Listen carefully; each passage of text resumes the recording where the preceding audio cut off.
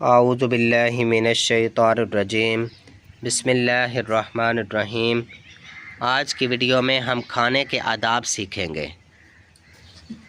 حضرت حذیفہ رضی اللہ تعالیٰ عنہ نے کہا کہ سرکار دو عالم صلی اللہ علیہ وآلہ وسلم نے فرمایا کہ جس کھانے پر بسم اللہ نہ پڑھا جائے اس کھانے کو شیطان اپنے لیے حلال سمجھتا ہے۔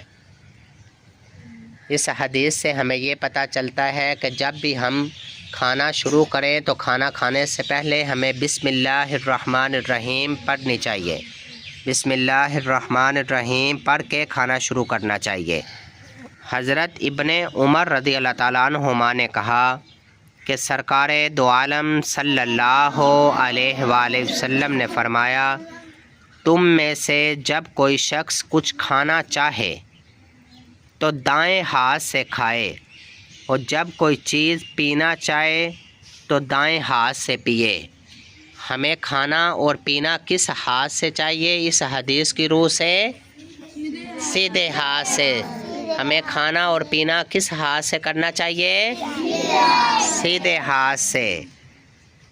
حضرت ابن عمر رضی اللہ تعالیٰ عنہما نے کہا کہ سرکار دو عالم صلی اللہ علیہ وآلہ وسلم نے فرمایا کہ کوئی شخص نہ بائیں ہاتھ سے کچھ کھائے نہ کچھ پیے، اس لیے کہ بائیں ہاتھ سے شیطان کھاتا اور پیتا ہے۔